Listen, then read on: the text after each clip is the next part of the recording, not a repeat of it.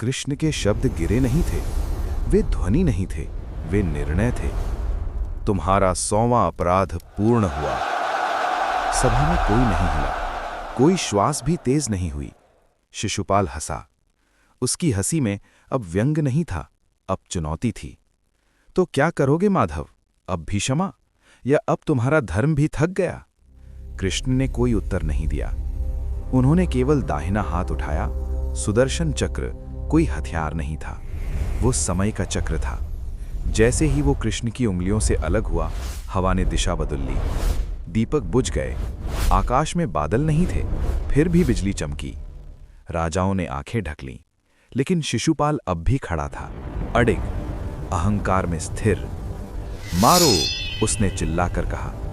यदि तुम भगवान हो तो सिद्ध करो। उस एक क्षण में कृष्ण ने सब देख लिया। शिशुपाल का क्रोध, उसकी पीड़ा, उसकी जलन और सबसे गहराई में उसकी अपूर्णता। कृष्ण बोले, शिशुपाल, तुम मुझसे नहीं लड़ रहे, तुम उस प्रश्न से लड़ रहे हो जिसका उत्तर तुम्हें कभी मिला ही नहीं। शिशुपाल चीखा, मैं किसी उत्तर का ऋणी नहीं। और यही उसका अंतिम वाक्य था।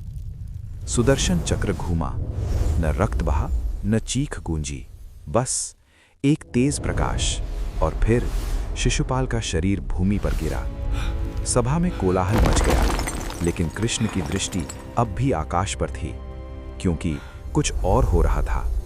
शिशुपाल के शरीर से एक तेजस्वी प्रकाश निकला।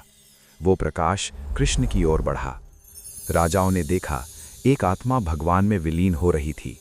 भीष्म की आंखें भर आईं, नारद मुस्कुराए, और युधिष्ठिर कांपते स्वर में बोले, क्या ये मोक्ष है? कृष्ण बोले, हाँ। सभा स्तब्ध थी। शिशुपाल मेरा शत्रु नहीं था, वो मेरा सबसे निकटतम था। सभी चौंक गए। कृष्ण आगे बोले, वो पिछले जन्म में जय था, और उसका भाई विजय, वैकुंठ के द्वारपाल। सन्नाटा। अहंकार ने उन्हें श्राप दिलवाया। 3 जन्म भगवान के शत्रु बनकर, हिरण्यकशिपु, रावण और अंत में शिशुपाल।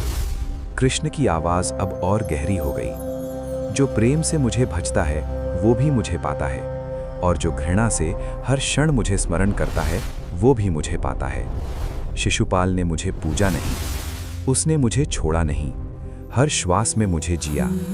सभा समझने लगी, घृणा भी एक बंधन है, और हर बंधन अंततः मुक्ति की ओर ले जाता है। कृष्ण ने सुदर्शन को वापस धारण किया। राजसूय यज्ञ पूर्ण हुआ, लेकिन कोई उत्सव नहीं था। हर राजा अपने भीतर एक युद्ध लेकर लौटा। अर्जुन ने पूछा, क्या धर्म इतना कठोर होता है? कृष्ण मुस्कुराए, धर्म कठोर नहीं, स्पष्ट होता है। उस दिन एक राजा मरा नहीं था, उस दिन अहंकार मरा था, और एक आत्मा अपने स्रोत में लौट गई थी। कृष्ण सभा से चले गए।